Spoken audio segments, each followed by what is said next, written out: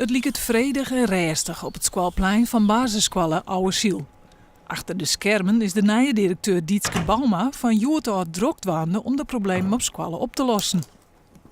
Ik beziek je mij natuurlijk een beeld te vormen en geen oordeel. Hè. Gewoon heel goed luisteren van wat is er nou aan de hand, welke aspecten spelen hier een rol. Daar kan ik nou natuurlijk inhoudelijk net op ingaan, dat begrijp ik wel. Maar daarmee hoop ik de komende weken met zo volle mogelijk mensen te praten, zodat ik een beeld krijg van de onderstroom die er is. Want het is natuurlijk op zich heel opmerkelijk dat het voortgaan van de jeugd dat zoveel commotie leidt.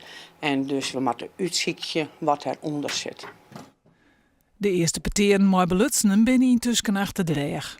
Neffens Bauma wordt het net makkelijk om daar overeenstemming te komen. Er is wat pijn aangebracht en daar ben ik wel mensen beschadigen. Dus het zal tijd nodig hebben, maar vooral denk ik het belangrijk is dat mijn bijdrage is dat mensen zo open mogelijk hun verhaal vertellen kunnen. En dat we dat zeggen, hoe waar leidt het doorwaardbare midden, neem ik dat altijd maar. En waar kunnen we heen gaan qua, zodat we als een squalle goed functioneren kunnen en er een team is dat draait als een klok.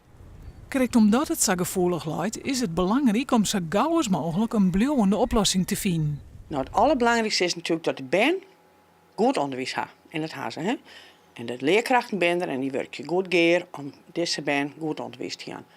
Ik denk zelf dat ik ongeveer 4 weken nodig heb om echt te zien van oké, wat is er aan de hand en wat voor oplossingsrichtingen binnen er.